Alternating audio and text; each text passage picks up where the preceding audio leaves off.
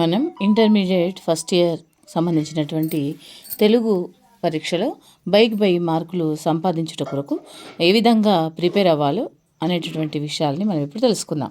అయితే మనకు తెలుగులో కవిత్వ భాగం, గద్య భాగం, ఉపవాచకం, వ్యాకరణాంశాలు ఇవి ఉంటాయి. అయితే కవిత్వ భాగం, గద్య భాగంలో మనకి 6 పాఠాలు ఉంటాయి. 6 పాఠాల్లో మనం మొదటి 3 పాఠాలైనా సరే లేదా చివరి 3 పాఠాలైనా సరే మనం పూర్తిగా ప్రిపేర్ అయినట్లయితే మనం ఖచ్చితంగా 100కి 100 మార్కులు తెచ్చుకోవడానికి అవకాశం ఉంటుంది. అలాగే ఉపవాచకంలో మనకి 4 పాఠాలు ఇవ్వడం జరిగింది. ఆ 4 పాఠాల్లో మొదటి 2 కానీ లేదా చివరి 2 కానీ మనం చక్కగా ప్రిపేర్ అయినట్లయితే పూర్తి మార్కులని సంపాదించగలుగుతాం. మరి వ్యాకరణాంశాలకు సంబంధించినటువంటి విషయాలు నేను ప్రశ్నపత్రంలో ఉన్నటువంటి బిట్స్కి సంబంధించినటువంటి విషయాలు చెప్తున్నాను. దానికి సంబంధించినవి వచ్చినప్పుడు దానికి సంబంధించినవి వివరిస్తాను. అయితే మనకి ప్రశ్నపత్రంలో ఒక మాదిరి ప్రశ్నపత్రాన్ని కూడా మీకు ఈ వీడియోలో చూపిస్తున్నాను. మనకి మాదిరి ప్రశ్నపత్రంలో మొత్తం దీన్ని కూడా 100 మార్కులకి మనకు చూపించారు. మొదటి బిట్లో మనకి పద్యం రాయమని ఇస్తాడు. అంటే 2 పద్యాలు ఇస్తాడు. పద్య భాగంలో అంటే కవిత్వ భాగంలో నుండి ఏవైనా 2 పద్యాలు ఇస్తాడు. ఆ 2 పద్యాలకు సంబంధించినటువంటివి పాదభంగం లేకుండా పూరించి దానికి భావం రాయాల్సిన అవసరం ఉంటుంది. పాదభంగం అంటే ఏమిటి అంటే కొంతమంది విద్యార్థులు అనుకుంటూ ఉంటారు అక్షరదోషాలు లేకుండా అనేటటువంటి భావన కొంతమంది విద్యార్థుల్లో ఉంది.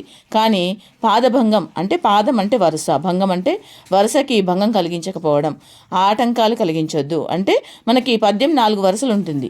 పుస్తకంలో పద్యం 4 వరుసలు ఎలా అయితే ఉందో ఆ విధంగానే రాయాలి. ఉదాహరణకి ఉత్పలమాల పద్యం అయిందనుకోండి, అది మనకు తెలుసు, ఛందస్సు నేర్చుకున్నాం మనం చిన్న తరగతిలో కూడా. ఉత్పలమాల పద్యానికి ప్రతి పాదానికి 20 అక్షరాలు ఉంటాయి. అట్లా మనం ప్రతి పాదంలో 20 అక్షరాలు ఉన్నాయా లేదా అనేది కూడా గమనించాలి. మనకి ఇక్కడ ప్రాసనేయం కూడా ఉంటుంది.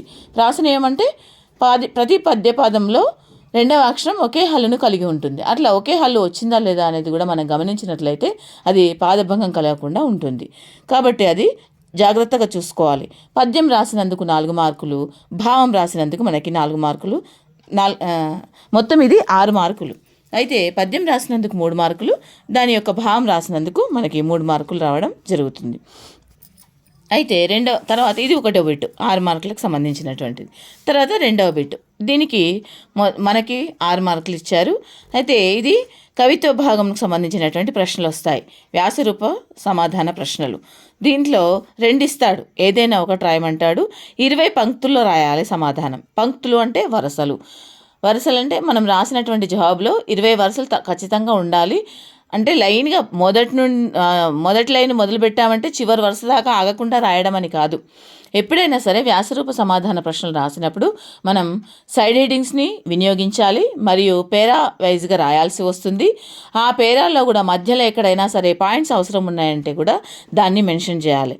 తర్వాత ఈ జవాబు కంటే ముందు ఆ ప్రశ్న ఏ పాఠంలో నుండి తీసుకోబడింది, ఆ యొక్క కవి పేరు, ఆ రచన పేరుని కూడా మనం తప్పకుండా పరిచయం చేయాల్సిన అవసరం ఉంటుంది. అది ఒక 2 వరుసలు రాసేసి దీనికి సంబంధించినటువంటి వివరణను మనం పేరాల రూపంలో, పాయింట్స్ రూపంలో, సైడ్ హెడ్డింగ్స్ అవసరం ఉన్న చోట పెట్టుకుంటూ రాసి చివరిలో ఈ విధంగా నేను దీని యొక్క విషయాన్ని మీకు తెలియజేశాను అనేటటువంటి సమాచారాన్ని కూడా రాస్తే అది చాలా అద్భుతంగా ఉంటుంది. మనకు తప్పకుండా 6కి 6 మార్కులు పడతాయి. అంటే దీనికి సంబంధించినటువంటి దాంట్లో సరైనటువంటి వాక్య నిర్మాణం ఉండాలి, ఆ ప్రశ్నకు సరైనటువంటి భావం ఉండాలి, అక్షరదోషాలు లేకుండా రాయాలి, మరియు మంచి అక్షర రమ్యత కూడా ఉండాలి. అక్షర రమ్యత అంటే గుండ్రని వ్రాతను కూడా మనం అభ్యాసం చేసుకోవాలి. ఆ విధంగా ఆ వ్రాత కూడా గుండ్రంగా ఉండేటట్లు చూసుకోవాలి. ఇలా చేసినట్లయితే తప్పకుండా మనకి 6 మార్కులు వస్తాయి.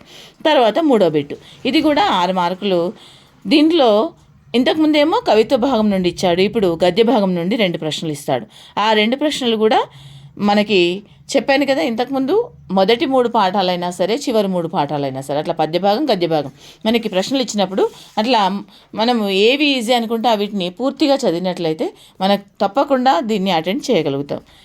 దీనికి కూడా ఇంతకుముందు నేను 2వ బిట్ చెప్పినట్లుగానే 3వ బిట్కి కూడా సైడ్ హెడ్డింగ్స్ పేరావైజ్గా అవసరమైన చోట పాయింట్స్ వేసుకుంటూ రాస్తే తప్పకుండా మనకి పూర్తి మార్కులు వస్తాయి. అక్షరదోషాలు ఉండకూడదు, సరైనటువంటి వాక్య నిర్మాణం ఉండాలి, మంచి పదజాలాన్ని భాషను వినియోగించుకోవాలి. తర్వాత 4వ బిట్టు. దీంట్లో మనకి 4 ప్రశ్నలు ఇస్తాడు. ఇది ఉపవాచకం నుండి వస్తుంది. ఒక్కొక్క ప్రశ్నకి 4 మార్కులు. ఈ 4 ఇస్తాడు కదా, మనం 2 రాయాల్సిన అవసరం ఉంటుంది. మీకు ఇంతకుముందు చెప్పాను ఉపవాచకంలో 4 పాఠాలు ఉంటాయని. ఆ 4 పాఠాలు మొదటి 2 అయినా బాగా చక్కగా చదువుకోండి, లేదా చివరి 2 అయినా చదువుకోండి. మిగతావి మనం చాయిస్లో వదిలిపెట్టుకోవచ్చు. దీన్ని కూడా 20 పంక్తుల్లో రాయాలి, 20 వరుసల్లో జవాబును రాయవలసి ఉంటుంది. ఇది కూడా పేరావైజ్గా మనం తప్పకుండా రాసి అవసరమైన చోట సైడ్ హెడ్డింగ్స్ని వినియోగించుకోవాలి. అప్పుడు మనకి తప్పకుండా 2 జవాబులు మనం రాసినట్లయితే 8 మార్కులు వచ్చేస్తాయి. తర్వాత 5వ బిట్టు. సందర్భ సహిత వ్యాఖ్యలు మనకి అడుగుతాడు. ఇవి 4 ఉంటాయి. ఈ సందర్భ సహిత వ్యాఖ్యల్లో మనకి కవిత్వ భాగంలోనే ఉంటాయి. ఈ కవిత్వ భాగంలో నుండి అడుగుతాడు. అది కూడా చెప్పాను కదా, మొదటి 3 పాఠాలు కానీ లేదా చివరి 3 పాఠాలు కానీ నేర్చుకున్నట్లయితే అందులో నుండి తప్పకుండా ఏవో 2 తప్పకుండా వస్తాయి. అప్పుడు మనం దాన్ని రాయొచ్చు. సందర్భ సహిత వ్యాఖ్యలకి మనకి 2 రాయమంటాడు. ఒక్కొక్క దానికి 3 మార్కులు, 2 ముళ్ళ 6. అయితే ఈ 3 మార్కులు రావాలంటే మనం కొన్ని గుర్తుపెట్టుకోవాల్సిన అవసరం ఉంది. దీంట్లో కవి పరిచయం, సందర్భం, వ్యాఖ్య, ఈ 3టిని తప్పకుండా మనం రాయవలసిన అవసరం ఉంది. కవి పరిచయం అంటే ఆ వాక్యము ఏ పాఠంలో నుండి ఏ కవి రాశాడు, ఏ రచనలో నుండి దాన్ని తీసుకున్నాం. ఈ 3టిని తప్పకుండా మనం రాయాలి. సందర్భంలో ఏం చేస్తాం, ఈ వాక్యం ఎవరితో అన్నారు, ఏ సందర్భంలో అన్నారు అనేటటువంటి విషయాన్ని మనం రాయొచ్చు. ఇది మనం పాఠం యొక్క సారాంశాన్ని చక్కగా గుర్తుపెట్టుకున్నట్లయితే సొంత వాక్యాల్లో కూడా మనం రాయగలుగుతాం. ఇది మరి ఈ వాక్యాన్ని అనవలసిన అవసరం ఎందుకు వచ్చింది, దానికి సంబంధించినటువంటి వ్యాఖ్య అంటే వివరణ అనేది ఒక 2-3 వాక్యాలలో రాసినట్టయితే సరిపోతుంది. ఇట్లా కవిపరిచయానికి 1 మార్కు, సందర్భంకి 1 మార్కు, వ్యాఖ్య దాని యొక్క అర్థం రాసినందుకు మరొక మార్కు, 3 మార్కులు మనం సంపాదించుకోగలుగుతాం. ఇట్లా 2 అటెండ్ చేసినట్టయితే 6 మార్కులు వచ్చేస్తాయి. తర్వాత 6వ బిట్టు. 6వ బిట్టులో మనకి సంక్షిప్త సమాధానాలు ఏవైనా 2 రాయమంటాడు. 4 ఇస్తాడు. ఇది కవిత్వ భాగంకు సంబంధించినటువంటి ప్రశ్నలు. ఈ కవిత్వ భాగంలో నుండి మనకి 4 ఇస్తాడు. ఏవైనా మనం 2 రాయాలి. దీనికి 3 మార్కులు. దీనికి 3 మార్కులు అంటే ఒక మార్కుకి మనం సుమారుగా ఒక 2 వాక్యాలు 3 వాక్యాలు అని అనుకోవాలి. అంటే 3 మార్కులు ఇచ్చాడు అంటే మనం సుమారుగా ఒక 8 వాక్యాలు మెయిన్ అంటే ముఖ్యమైనటువంటి బుల్లెట్ పాయింట్స్ సంబంధించినటువంటి వాక్యాలని సరి అయినటువంటి భాషని వినియోగిస్తూ చక్కటి పదజాలాన్ని మనం అక్కడ ప్రదర్శిస్తూ రాసినట్లయితే తప్పకుండా మనకి 3 వచ్చేస్తాయి. కాబట్టి ప్రతి ఒక్కటి రాసినప్పుడు గుర్తుపెట్టుకోవాలి. ఆ బిట్లో మనల్ని ఎన్ని ప్రశ్నలు రాయమన్నాడు, ఒక ప్రశ్నకి ఎన్ని మార్కులు, ఎక్కువ మార్కులు ఉన్నదానికి తక్కువ రాయడం, తక్కువ మార్కులు ఉన్నదానికి ఎక్కువ రాయడం అనేది చేయొద్దు. చాలా జాగ్రత్తగా గమనిస్తూ రాయాలి. ప్రతి బిట్లో కూడా రాస్తున్నప్పుడు అన్ని రాసామా లేదా అని కూడా గమనిస్తూ ఉండాలి. తర్వాత సంక్షిప్త సమాధానాలే ఉంటాయి తర్వాత బిట్లో కూడా. దీంట్లో మనకి కవుల పరిచయాలు, రచయిత పరిచయాలు అంటే 2 కవుల పరిచయాలు అడుగుతాడు, 2 ప్రశ్నలు రచయిత పరిచయాలు అడుగుతాడు. కవులు అంటే కవిత్వ భాగం సంబంధించినటువంటి కవులు. రచయితలు అంటే గద్య పాఠాలను ఎవరైతే రాశారో వాళ్ళని మనం రచయితలు అని సంబోధించడం జరుగుతుంది. ఆ విధంగా మనం కవిత్వ భాగంలో ఉన్న కవుల పరిచయాలన్నీ నేర్చుకున్నా సరే, లేదా గద్య భాగంలో ఉన్న రచయితల పరిచయాలు నేర్చుకున్నా సరే, మనం నేర్చుకున్నట్టయితే దీంట్లో కూడా 2 రాయమంటాడు, 3 మార్కులు. కవికి సంబంధించిన పరిచయాన్ని ఎలా రాయాలనేది సందేహాలు వస్తూ ఉంటాయి. కవి పరిచయము, రచనలు, జననము, ప్రత్యేకతలు ఇట్లా హెడ్డింగ్స్ పెట్టాలా మేడం అని కొంతమంది అడుగుతూ ఉంటారు. హెడ్డింగ్స్ పెట్టినా పెట్టకపోయినా మనం అంశం అనేది సరైనటువంటి పద్ధతిలో రాసినట్టయితే సరిపోతుంది. ఆయన జననము, తల్లిదండ్రులు, తర్వాత ఆయన రాసినటువంటి రచనలు, ఆయనకు వచ్చినటువంటి బిరుదులు, అవార్డులు, ఇతర ఏమైనా ప్రత్యేకతలు ఉంటే అవి. ఇలా హెడ్డింగ్స్ పెట్టి రాసినా సరే, పెట్టకుండా రాసినా సరే మనం పూర్తి మార్కులు పొందుతాం. కాబట్టి ఈ రచనలని చాలా జాగ్రత్తగా గుర్తుపెట్టుకోవాలి. ఒక కవికి ఇంకో కవికి, ఒక రచయిత ఇంకో రచయితకి కన్ఫ్యూజ్ కాకుండా చాలా జాగ్రత్తగా కొన్ని టెక్నిక్స్తో మనం నేర్చుకోవాలి. తర్వాత 9వ బిట్టు. ఈ 9వ బిట్టులో మనకి 1 మార్కు సంబంధించినటువంటి ప్రశ్నలు 8 ఇస్తాడు. అంటే 5 మనం రాయవలసి ఉంటుంది. ఇది ఏకపద లేదా ఏకవాక్య, అంటే ఒక పదంలో రాయొచ్చు, ఒక వాక్యంలో రాయొచ్చు. అంటే మనకి ప్రశ్నపత్రం కొద్దిగా లెంతీగా ఉంటుంది, అంటే పెద్దగా ఎక్కువగా రాయాల్సిన అవసరం ఉంటుంది. కొంతమందికి ఇంగ్లీష్ మీడియం పిల్లలకి తెలుగు రాయడం అంత తొందరగా రాయడం ఇబ్బంది పడుతూ ఉంటారు. దాని సందర్భంలో మనం ఇప్పుడు ఇక్కడ వాక్యం కాకుండా పదంలో మనం రాసినట్టయితే మనకు మార్క్స్ ఏమి తగ్గవు. అక్కడ మనకు బిట్లోనే చెప్పాడు పదము లేదా వాక్యం అని. కాబట్టి ఆ ప్రశ్నకు మనకి ఏ జవాబు సరైనదో చూసుకొని ఆ జవాబు పదాన్ని రాస్తే సరిపోతుంది. ప్రతిదీ రాసినప్పుడు కూడా బిట్ నెంబరు, ప్రశ్న నెంబరు కరెక్ట్గా వేస్తున్నారో లేదో చూసుకుంటూ మనం జవాబులని రాయాలి. 8 ఇస్తాడు, 5 రాయమంటాడు. మనం 5 కరెక్ట్గా మనకి ఏవైతే కరెక్ట్గా వస్తాయో అవి రాయాలి. ఒకవేళ ఏదైనా అనుమానం ఉంది, ఇదేమో తప్పేమో అని సందేహం అనిపిస్తే ఇంకా 1-2 ఎక్కువ రాసినా పర్వాలేదు. ఎందుకంటే దీనికి ఎక్కువగా సమయం తీసుకోదు కాబట్టి మనం దీనివల్ల నష్టం ఏమి జరగదు, మనకి సమయం చక్కగా సరిపోతుంది. తర్వాత 10వ బిట్. ఇంతకుముందేమో మన కవిత భాగంలో నుండి వచ్చాయి 1 మార్క్ క్వశ్చన్ ఆన్సర్స్. ఇప్పుడు గద్య భాగంలో నుండి 1 మార్క్ క్వశ్చన్ ఆన్సర్స్ వస్తాయి. దీంట్లో కూడా 8 ఉంటాయి. 5 రాయమంటాడు. ఇది కూడా ఏకపద లేదా ఏకవాక్య, అంటే ఒక వర్డ్ లేదా ఒక సెంటెన్స్లో రాయొచ్చు. 5 కరెక్ట్గా అనిపించినవి రాయండి. తర్వాత దాని కిందనే ఇంకా 3 కూడా రాసేస్తామంటే కూడా రాసేయచ్చు. ఎందుకంటే సమయం ఎక్కువ పట్టదు కాబట్టి మనం అక్కడ question paper answer sheets correction చేసిన వాళ్ళు ఎవరైనా సరే మనం రాసిన దాంట్లో మనకు కరెక్ట్ అనిపిస్తుంది, కానీ ఒకవేళ పొరపాటున తప్పైందనుకో దాని కింది ఆన్సర్ రైట్ అయితే దానికి మార్క్ ఇవ్వడం జరుగుతుంది. అందుకని అట్లాంటి అవకాశాలు మనం వినియోగించుకోవాలి. ఎక్స్ట్రా అని మాత్రం రాయకూడదు. తర్వాత 11వ బిట్. ఏదైనా ఒక సమాధానం రాయమంటాడు. ఇవి లేఖలు. మనకి పోర్షన్లో మనకి 5 లేఖలు ఇచ్చారు. ఆ 5 లేఖలు మనం తప్పకుండా నేర్చుకోవాలి. అంటే 5 లేఖల్లో అంటే లేఖలు మన జీవితానికి అవసరం. ఇది చాయిస్ ఉంది కదా అని ఒకటి వదిలిపెట్టడం అని కాదు, కానీ నేర్చుకుంటే చాలా మంచిది. నేను ముందు వీడియోలో కూడా లేఖలు ఎలా రాయాలి అని ప్రతి లేఖకు సంబంధించినటువంటి వివరాలు కూడా చెప్పాను. కాబట్టి అన్నీ నేర్చుకుంటే కూడా మంచిది. 2 ఇస్తాడు, ఏదైనా ఒకటి రాయమంటాడు. మనకి ఇంతకుముందు 10వ తరగతి వరకు CCE మెథడ్ కాబట్టి ఏదైనా లేఖ